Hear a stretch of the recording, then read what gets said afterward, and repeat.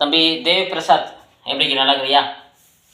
உனது நண்பன் பாஸ்கர் சூர்யா மோட்டிவ் கொடுக்க சொல்கிறாங்க. கிரிக்கெட் ஆல்ரவுண்டராமா பட்டை கிளப்பிட்டு இருந்தியாம்மா, இப்போ வந்து பேட்டிங் பண்ண 6 அடிக்கிறியாமா.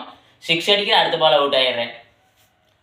உன்னை வந்துட்டு 100% உங்கள் டீமில் நம்பும் பொழுது நீங்கள் அதில் போய் 0% அவங்களோட ஒர்த்தபிளாக கொடுக்கக்கூடாது. அதுக்கு என்ன பண்ணலாம்? பழைய மாதிரியே பழைய மாதிரியே நீ எப்பவுமே முக்கியமான ஆளுத. எப்படி பழைய மாதிரியே எப்போ முக்கியமான ஆளுத, எப்பவும் நீ ஆல்ரவுண்டர் கேட்டீங்கன்னா அடுத்த ஆளுகளே பயப்படுவாங்க.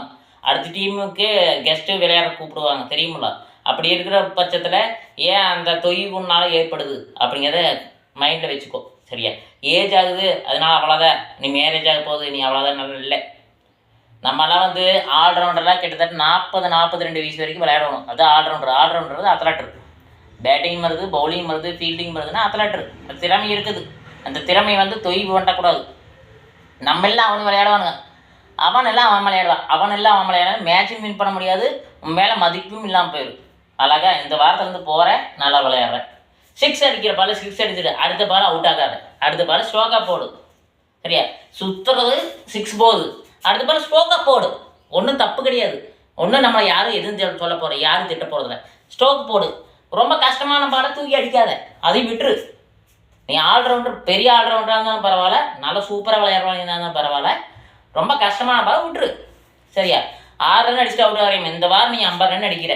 சரியா? நான் சொல்கிறேன் 50 ரன் அடிக்கிற ஆல்ரவுண்டராக இருக்கிறனால சொல்கிறேன். வர பாலை நீ அடிக்கிற பால் அடிச்சுக்கோ. சரியா? ஏழுவா வர பால் 6 அடிச்சது தப்பு கிடையாது. கஷ்டமான வர பாலை ஸ்ட்ரோக்காக போடு. சரியா? உனக்கு எந்த கஷ்டம், எந்த பால் நீ அவுட் ஆகிறேன்னு இது நாள் வரைக்கும் தெரியுமில்ல? கரெக்டாக முன்னையெல்லாம் அடிப்பேன் 50 ரன் 60 ரன் அடிக்கிற. பவுலிங்கில் 3 விக்கெட் போடு, 3 விக்கெட் எடுத்து. இந்த டைம் பவுலிங் கரெக்டாக போடாத, கரெக்டாக கணிச்சு போடு. ஒய்டு போடாத, லைன் பால் பிளான் பண்ணாத, ஸ்டிக் அட்டாக் பிளான் பண்ணு. சரியா? ஒய்டு ஓரமாக இருந்ததுன்னா லெக் சைட் பால் ஸ்டிக்கை பார்த்து போடு, நீ ஆஃப் ஸ்டிக்கை பார்த்து போடு. வேகமாக போடணும்னு நினைக்காத, நம்ம போடுற அளவு போடலான்னு நினை. சரியா? எப்பவுமே போட்டு மைண்டு போட்டு உழப்பக்கூடாது. இதை விட பெட்டராக போடணும், அதை விட பெட்டர் போடணும், அதை விட பெட்டராக போடணும்னு நல்லா பிளான் பண்ணக்கூடாது. நம்மளுக்கு என்ன வருதோ அது வரட்டுன்னு சொல்லிட்டு போடேன்னா இன்க்ரிமெண்ட் ஆகும். முடிஞ்ச அளவு ஸ்கிப்பிங், காலேஜ் ஸ்கிப்பிங் எடு. சரியா? லைட்டாக ஓடு, வாக்கிங் போ, ஜாகிங் போ. உடம்ப வந்து நீ வளப்படுத்திக்கோ. பவுலிங் போடுறது பெட்டராக இருக்குது. சரியா? அதை பண்ணிக்கோ. பவுலிங்க்கு பேட்டிங்க்கு சும்மா கண்ணாவினா சுத்த வேண்டாம். வர பாலை ஸ்டிக்குக்கு வர பாலை ஸ்ட்ரோக்காக போடு. வெளிக்கு அழகாக வந்து சாத்து. முடிஞ்ச அளவுக்கு மடக்கி விளையாடு.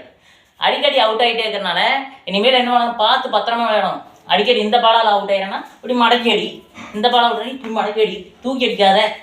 6 அடிச்சுட்டு இருந்தால் பிரச்சனை இல்லை. அவுட் ஆகுதுன்னு நம்ம ஸ்லோவாக நீ ஸ்ட்ரோக் போட்டு தீரும். சரியா? நன்றி தம்பி.